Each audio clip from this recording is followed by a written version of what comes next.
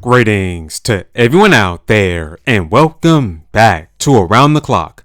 Alright everybody, Nintendo just dropped some good news as well as some bad news when it comes to Switch 2 game development, and it's not really as bad as you think it is. It all depends on how you take this information.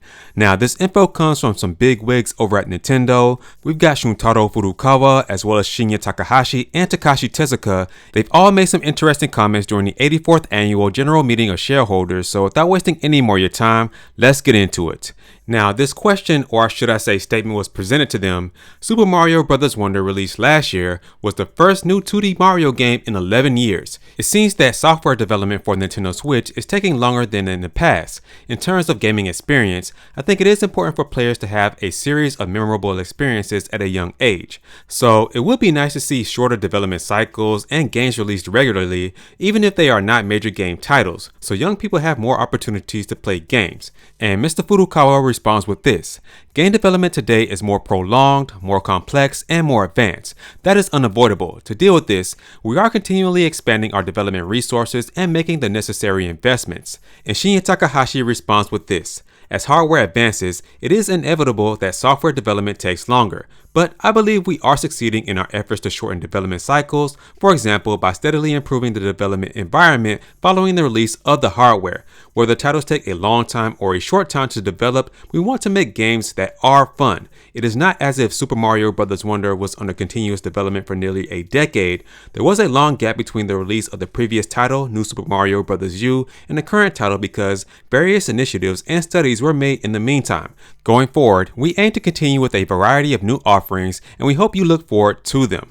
And finally, Takashi Tezuka responds with this: after we finished Super Mario Bros. Wonder, I was reminded 11 years had gone by since the previous game. However, that doesn't mean we did nothing during that time. We developed several new Mario games such as the Super Mario Maker series and the 3D Mario series. To reiterate Nintendo's creative philosophy, first we think about creating entertainment that has never been done before, regardless to whether it is a Mario series game or not. Then, we think about how we can make it fun for everyone so that they fall in love with Nintendo. All of our games involving Mario, not just Super Mario Bros. Wonder, are created with the goal of encouraging as many people as possible to enjoy them.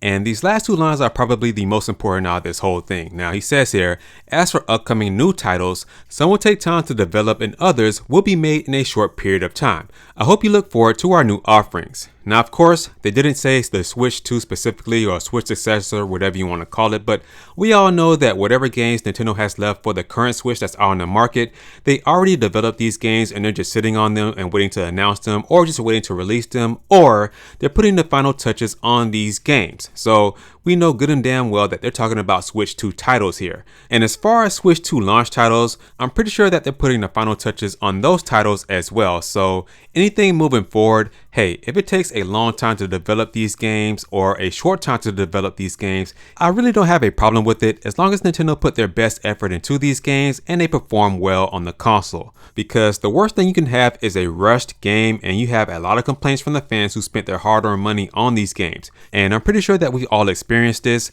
You bought a game, you thought it was going to be fire, but it turns out it was glitchy, performed very poorly on the console, and needed tons of patches and updates to improve it. So I'd rather prefer quality over quantity, although Nintendo has spoiled us by giving us both at the same time, pumping out at least one good first party game every single month. And I've never seen this before in gaming history. Like, Nintendo is doing something big with the Switch, and if that continues with the Switch 2, hey, that's great. But if it doesn't and they slow down and they give us one good first party game every 2 months, I'm fine with that as well, as long as the games perform well on the console. A prime example of this, and all puns intended, is Metroid Prime 4.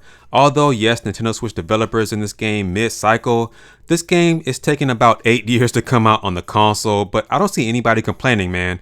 When Nintendo dropped that trailer during the latest Direct, people were so hyped about this.